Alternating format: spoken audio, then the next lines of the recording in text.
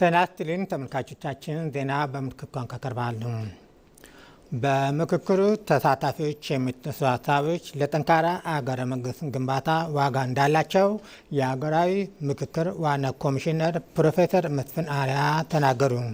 ለአገራዊ ምክክር ጉባኤው የትግራይ ክልል ባለድርሻ አካላት አጀንዳ ማሰባሰብ ትላንት ተጀምሯል።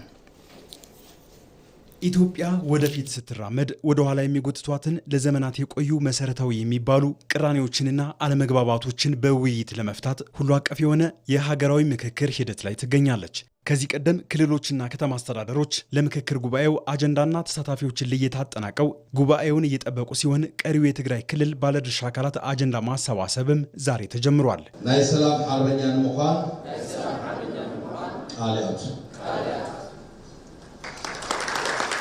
በዚሁ መድረክ ንግግር ያደረጉት የሀገራዊ ምክክር ዋና ኮሚሽነር ፕሮፌሰር መስፍን አርአያ በተለያየ ጊዜ የተፈጠሩ አለመተማመኖችንና ቅራኔዎችን በማስወገድ ለሀገር የሚበጅ የጸና ሰላምን ለመገንባት ትግራይን ጨምሮ ሁሉም ወገን በእኩልነት የሚሳተፍበት ምክክር ዋነኛው መፍትሄ መሆኑን የገለጹት በዚህ ሂደት የትግራይ ክልል መካተቱና መሳተፉ ለሀገራዊ ሰላማችንና ለወደፊት አብሮነታችን የላቀ ፋይዳ አለው። በትግራይም ሆነ በሌሎች የሀገራችን አካባቢዎች ለሚስተዋሉ የሰላም እጦቶች፣ የፖለቲካ ውጥረቶች በሕዝብና በመንግስት እንዲሁም በተለያዩ የህብረተሰብ ክፍሎች መካከል ያሉ አለመተማመኖችንና መቃቃሮች በአጠቃላይ ቅቡልነት ያለው ሀገረ መንግስት በመገንባት ዙሪያ ለገጠሙን ፈተናዎች ዋነኛው ምክንያት እጅግ መሰረታዊና ሀገራዊ በሆኑ ጉዳዮች ዙሪያ አለመግባባቶችና ሀሳብ ልዩነቶች በመኖራቸው እንደሆነ ይታመናል። የሀገራዊ ምክክሩ ከዚህ ቀደም የነበሩ ፈተናዎችን የምናልፍበት መንገዳችን መሆኑን ነው ኮሚሽነሩ የተናገሩት። የዛሬ ምክክር ለጠንካራ ሀገረ መንግስት ግንባታ መሰረትነቱን በመጥቀስ የሚነሱ ሀሳቦች ዋጋ እንዳላቸውም አብራርተዋል። ኮሚሽኑ ይህንን ሂደት የሚያስተባብረው በገለልተኝነት በአካታችነትና በታማኝነት መሆኑን በድጋሚ ላረጋግጥላችሁ እወዳለሁ። የዚህ መድረክ ተሳታፊዎች ሀሳብ፣ ስጋትና ተስፋ ለሀገራዊ ምክክሩ ስኬት ፋይዳው ከፍ ያለ ነው። በተደጋጋሚ እንደገለጽነው ያለ ትግራይ ተሳትፎና ተካታችነት የምክክር ሂደቱ ግቡን ሊመታ አይችልም። በመሆኑም እያንዳንዱ የምታነሱት አጀንዳ በጥንቃቄ ተመዝግቦና እስካሁን ከተሰበሰቡ ሌሎች አጀንዳዎች ጋር ተካቶ የሀገራዊ ምክክር አጀንዳ አካል ሆኖ ይቀረጻል። ዛሬ በተጀመረው የአጀንዳ ማሰባሰብ ውይይት ትግራይን የሚወክሉ ባለድርሻ አካላት እየተሳተፉ ሲሆን አሁንም የቀሩ አጀንዳዎች ካሉ ኮሚሽኑ በየትኛውም ጊዜ ለመቀበል ዝግጁ መሆኑን ዋና ኮሚሽነሩ ፕሮፌሰር መስፍን አርአያ አጽንኦት ሰጥተውበታል።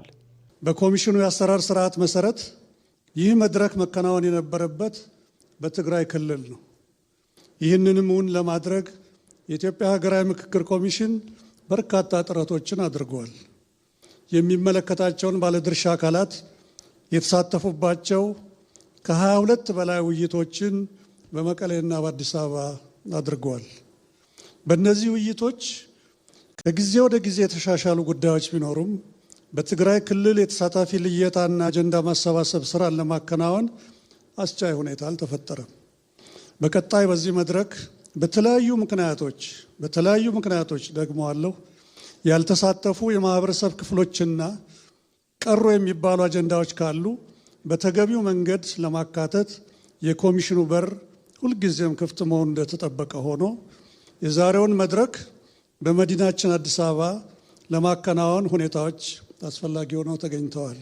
ዛሬ የተጀመረው የትግራይ ክልል የምክክር ሂደት የምክክር አጀንዳዎችንና ለዋናው የሀገራዊ ምክክር ጉባኤ የተሳታፊ ልየታ የሚደረግበት ሲሆን ለ3 ቀናት ይቆያል። ኢትዮጵያ ባለፉት የለውጥ ዓመታት ያጋጠሙት ፈተናዎች በመሻገር የሀገራዊ ምክክር ኮሚሽን በማቋቋም ለዘላቂ ሰላም መሰረት የሚሆን አዲስ የታሪክ ምዕራፍ ላይ ደርሳለች። በአሁን ወቅት በአጀንዳ ማሰባሰብ የመቋጫ ምዕራፍ ላይ የሚገኘው የምክክር ኮሚሽን ሂደትም የሀገሪቱን ዘላቂ ብልጽግና የሚያረጋግጥ አዲስ ማህበራዊ ውል ለመመስረት ተስፋ ሰጪ እርምጃዎች እያሳየ ነው።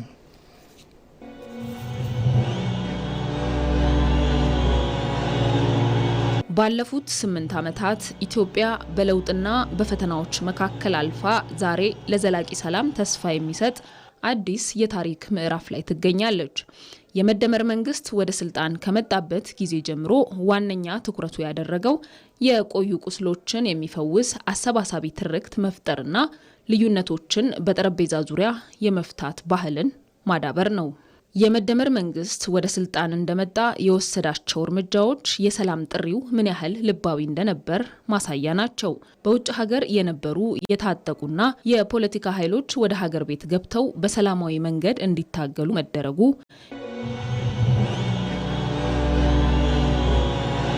የፖለቲካ እስረኞች መፈታታቸውና ለዓመታት ተዘግተው የነበሩ የዲፕሎማሲ በሮች መከፈታቸው የለውጡ የመጀመሪያ ፍሬዎች ነበሩ። ይህ መደመር የተሰኘው እሳቤ ኢትዮጵያውያን በጋራ የሚቆሙበትን ትርክት በመገንባት ልዩነትን እንደ ጸጋ የመቁጠር አዲስ ፖለቲካዊ ባህል አስተዋውቋል። የዚህ ሁሉ የሰላም ጥረት ማሳረጊያና የለውጡ ጉልህ ውጤት ደግሞ የኢትዮጵያ ሀገራዊ ምክክር ኮሚሽን መቋቋም ነው። የሀገራዊ ምክክር ሂደት የሕዝብ ተወካዮች ምክር ቤት ቆጥሮ በሰጠን አዋጅ በሙሉ የሚያጠቃልል ነው የሚሆነው። ይህ አዋጅ በሚገርም መልኩ በዋናነት አካታችነት፣ አሳታፊነትና ተአማኒነት ላይ የተመረኮዘ እንደመሆኑ መጠን በየትኛውም ሀገር በእንደዚህ አይነት ተቆጥሮ የተሰጠ ስራና ተግባራት አላጋጠሙንም። ስለዚህ በተለይ አካታችና አሳታፊ መሆኑ እና በተአማኒነት መሰራት እንዳለበት በአዋጁ ላይ በትክክል መቀመጡ ከፍተኛ ኃላፊነትን የሚሰጥ ሆኖ አግኝተነዋል። መንግስት ለዘላቂ ሰላም ሲባል ማንኛውንም አይነት የሀሳብ ልዩነት በውይይት ለመፍታት ያለውን ቁርጠኝነት በተግባር ያሳየበት ተቋም ነው። ኮሚሽኑ የተመሰረተበት ዓላማ በመሰረታዊ የሀገራዊ ጉዳዮች ላይ በዜጎች መካከል የጋራ መግባባት መፍጠር፣ ለዘመናት ሲንከባለሉ የመጡ የፖለቲካና የታሪክ ቅሬታዎችን በውይይት መፍታትና ለጠንካራና ለተረጋጋች ኢትዮጵያ መሰረት የሚሆን አዲስ ማህበራዊ ውል መመስረት ነው።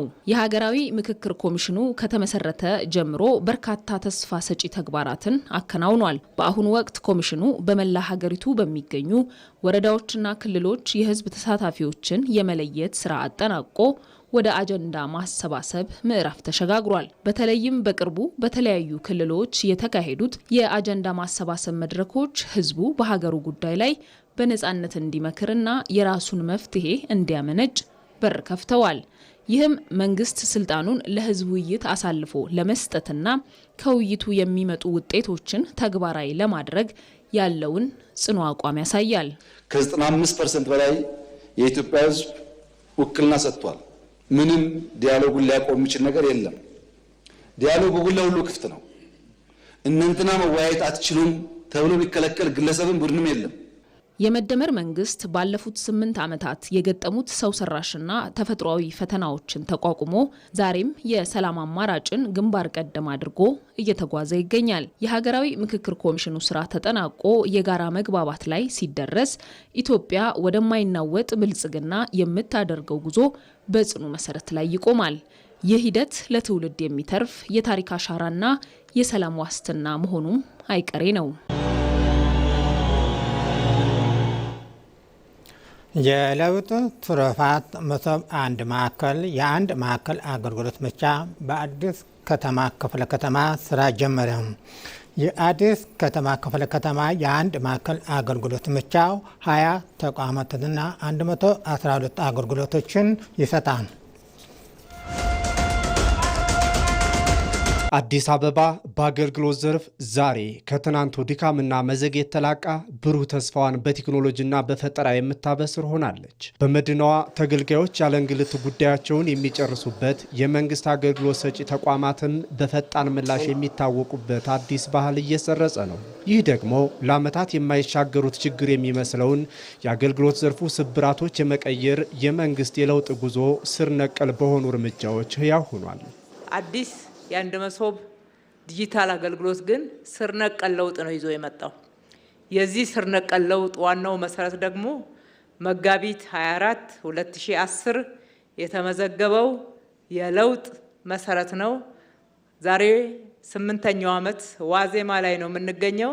ለዚህ እናንተ ጋር ዲጂታል አገልግሎት ተገልጋዮችን በክብር ተገልጋዮችን እንዲህ አይነት ጽድት ባለ ቦታ ጽድት ባለ አገልግሎት በጸዳ እጅና አእምሮ እናገልግል የሚለው የለውጥ መሰረት የተጣለበት ጊዜ ነውና እንኳን አደረሳችሁ እንኳን አደረሰን ማለት እወዳለሁ። የተንዛዛና የተበታተነ አሰራርን ያስቀረው አዲስ መሶብ የአንድ ማዕከል ዲጂታል የመንግስት አገልግሎት በአዲስ አበባ እየተስፋፋ በአዲስ ከተማ ክፍለ ከተማ 5ኛው ቅርንጫፍ ላይ ደርሷል። የለውጡ መንግስት ለብዙ ዓመታት በተጠራቀሙ ብልሹ አሰራሮች ተገልጋዩን ከእንግልት አላቆ አገልግሎት የማግኘት መብትን የማረጋገጥ የጀመረው የዘርፉ ሪፎርም ባደጉ ሀገራት የተመኘነውን አይነት የለውጡን ፍሬ ለህዝቡ ነው ያለበት ነው። በጋራ ተረባርበን በሀገራችን ለውጥ ያስፈልጋል። ሁልጊዜ የተለወጡትን ሀገራት እያደነቅን መኖር ሰልችቶናል። እኛም እጃለን፣ እግራለን፣ አእምሮአለን፣ መስራት እንችላለን፣ መለወጥ እንችላለን። ልጆቻችን እንዳለፈው ትውልድ የሌላውን የሚመኙ በራሳቸው የሚሸማቀቁ ሳይሆን በራሳቸው የሚኮሩ በሀገራቸው የሚኮሩ የትውልድ ቅብብሎሽ የሆነ ታላላቅ ታሪኮችን እንገነባለን እንችላለን ብለን በጋራ ቆርጠን መሰረት የጣልንበት ትልቁ ለውጥ እዛ ነው የጀመረው። ትልቁ ለውጥ መጋቢት 24 2010 የጀመረ ነው። ዛሬ ፍሬውን ማህበረሰባችን ጋር እያደረስን ነው። ማገልገል ክብር ነው ብሎ የተነሳው የለውጡ መንግስት ጊዜ ወጪና ጉልበት የሚባክንበትን እንዲሁም ጥራትና ቅልጥፍና የራቀውን አገልግሎት አሰጣጥ በተግባር በመለወጥ አዲስ ምዕራፍ መክፈት ችሏል። እናንተን ለማገልገል ሁሌ በቅንነት፣ በታማኝነት፣ በትጋት፣ በመሰጠት እየሰራን ነው። ይሄ ደግሞ የማያቋርጥ ወረት የሌለበት ቀጣይነት ያለው ስራ ነው። አንዱን ሰራን ብለን ረክተን ደስ ብሎን እሱ ላይ አጨብጭበን የምንቆም ሳይሆን እንደገና አዳዲስ ለውጦችን እንዴት እናስመዝግብ፣ ለውጣችንን እንዴት ፈጣን እናርገው፣ ለውጣችንን እንዴት ሁሉም ማህበረሰብ ጋር ተደራሽ እናርገው፣ እኩልነት፣ ፍትሃዊነት የሚሉትን ከንግግር ባለፈ በተጨባጭ የህዝባችን ህይወት ጋር እንዲደርስ በዛም ደግሞ ሁሉም ተጠቃሚ መሆን እንዲችል ዋና መስፈርታችን አድርገን እየሰራን ያለ ነው። ይህ ዛሬ የተጀመረው የአዲስ ከተማ መሶብ ማዕከል መርካቶን ጨምሮ ሰፊ የንግዱ ማህበረሰብ የሚንቀሳቀስበት አካባቢ በመሆኑ ቀልጣፋና ፈጣን አገልግሎት በመስጠት ረገድ ትልቅ እፎይታን የሚፈጥር ይሆናል። እየተስፋፋ ያለው የዲጂታል የመንግስት አገልግሎት መስጫ ማዕከል ከከተማዋ ነዋሪዎች ባሻገር ለዲፕሎማቶች፣ ለቱሪስቶችና ለኮንፈረንስ ተሳታፊዎችም ዓለም አቀፍ ደረጃውን የጠበቀ ፈጣን አገልግሎት እንዲያገኙ የሚያስችል ጭምር ነው። በመጨረሻም የኢትዮጵያ እድገትና ለውጥ አፍሪካውያን በሀገሪቱ ያላቸው ተስፋ እየጨመረ ነው። በተለይም ለውጥን በአካል ተገኝተው መመልከት የቻሉ አፍሪካውያን ዳግም ይህንን ምስክርነት እየሰጡ ነው። ጋናዊ አክቲቪስት ራፌል ዊሊያምስ ከኢቢሲ አዲስ ዲያሎግ ጋር በነበረው ቆይታ ኢትዮጵያ የጀመረቻቸው ስራዎች ለሌሎች አገራት በማሳያነት መቅረብ የሚችሉ ስለመሆናቸው መስክረዋል። I greet you, sir, and thank you for the good works you're doing for Africa. Thank you for honoring Africa again. Thank you for building the African hope. ክቡር ጠቅላይ ሚኒስትር ዶክተር አብይ አህመድ ለአፍሪካ እያደረጉት ላለው ስራ ሁሉ አመሰግኖታለሁ። አፍሪካን ዳግም ስላስከበሩልን የቀድሞ አባቶቻችን ይመኙ የነበረውን አፍሪካዊ ተስፋ እየገነቡ ስለሆነ በብዙ ፍቅር አመሰግኖታለሁ። ዓለም ስለ አፍሪካ፣ ዓለም ስለ ኢትዮጵያ እያወራ ነው። ይህ ሁሉ ሊሆን የቻለው ደግሞ በእርሶና በአመራሮ የተነሳ ነው። ይህንን መልእክት በክብር ከመቀመጫው ተነስቶ ለጠቅላይ ሚኒስትር አብይ አህመድ ያስተላለፈው ወጣት እንደ አንድ ጎብኚ ሀገር ለማየት ብቻ የመጣ ግለሰብ ሳይሆን አፍሪካ በጋራ መቆም አለባት፣ አፍሪካውያን ከእድገትና ከብልጽግና ወደ ኋላ የሚጎትታቸው አዙሪት መሰበር አለበት በሚል በሳል ሙግትና ንቅናቄው የሚታወቀው ጋናዊው አክቲቪስት ራፋኤል ዊሊያምስ ነው። የኢትዮጵያ የእድገትና ብልጽግና ጉዞ ለራስ ከሚሰጥ ምስክርነት ለመሻገሩ በርካታ ማሳያዎችን መጥቀስ ቢቻልም እንደ ራፋኤል ባሉ በታሪክ ከኳሚ ንክሩማ በዛሬ ስራቸው ደግሞ በጠቅላይ ሚኒስትር አብይ አህመድ እሳቤ ለአፍሪካ መጻኢ ዕድል በሚታገሉ ወጣቶች የሚሰጥ እማኝነት ደግሞ በእርግጥም ኢትዮጵያ በአፍሪካ ወጣቶች ልብ ውስጥ የፈጠረችውን የብርሃን መንገድ የሚያረጋግጥ ነው። ራፋኤል ዊሊያምስ ከኢቢሲ አዲስ ዲያሎግ ጋር በነበረው ቆይታም የኢትዮጵያን የእድገትና የለውጥ ጉዞ አድንቋል። በተለይም ከለውጥ ስራዎች ጀርባ ወጣቶችና ኢትዮጵያውያን ዋነኛ ተሳታፊ መሆናቸው ለሌሎችም ምሳሌ መሆኑን አንስቷል። Africans need to start using the young people in Africa to our full potential. የአፍሪካን ወጣት አቅም መጠቀም መጀመር አለብን። ኢትዮጵያ በመጣሁበት ጊዜ ከተረዷቸው ታላላቅ ነገሮች አንዱ ወጣት ኢትዮጵያውያን ኃላፊነት ወስደው የራሳቸውን ኢትዮጵያ እየገነቡ መሆኑ ነው። ስለዚህ አብረን መስራት መጀመር አለብን። በጋና ግን አብዛኛዎቹ ቦታዎች በቻይናውያን፣ በአውስትራሊያውያንና በአሜሪካውያን ሲገነቡ ታያላችሁ። ከሌሎች ሀገሮች ጋር የሁለትዮሽ ግንኙነት ሊኖረን አይገባም እያልኩ ሳይሆን ለወንድም ቅድሚያ መስጠት አለብን እያልኩ ነው። ኢትዮጵያውያን ይህንን እያደረጉት ነው። ምርጥ መሐንዲሶችና ምርጥ አርክቴክቶች አሉ። እናም በጋራ መስራት መጀመር ያለብን ይመስለኛል። እንደ አፍሪካውያን ራሳችንን መመገብ እንድንችል በዘመናዊ ግብርና ላይ ቴክኖሎጂ መጨመር አለብን። ይህንን ልናደርግ የሚገባው ቁልፍ ጉዳይ ነው። ኢትዮጵያም ፈጣሪ የቸረንን ጥሩ የአየር ንብረትና ለም መሬት በመጠቀም በግብርናው ያመጣችው ለውጥና ስኬት ማስተማሪያ ነው የሚለው ራፋኤል የአገሬ ባለሀብቶች ኑ አይኖቻችሁን ወደ ኢትዮጵያ ማትሩ ሲልም መክሯል። Entrepreneur, investor, start coming to Ethiopia and invest in the estate development. የጋና ባለሀብቶችና ስራ ፈጣሪዎች ወደ ኢትዮጵያ ነው በሪል ስቴት ዘርፍ ላይም ኢንቨስት አድርጉ። ጠቅላይ ሚኒስትር አብይ አህመድ አዲስ አበባን የቱሪስት መዳረሻና የኢንቨስትመንት ማዕከል ለማድረግ ያላቸውን ራዕይ የሚደነቅ ነው። ማንኛውም እንግዳ ወደ ሀገር ሲገባ መጀመሪያ የሚፈልገው የሚበላውንና የሚያርፍበትን ነው። ለዚህ ነው ግብርናና የቤት ልማት ወሳኝ የሆኑት።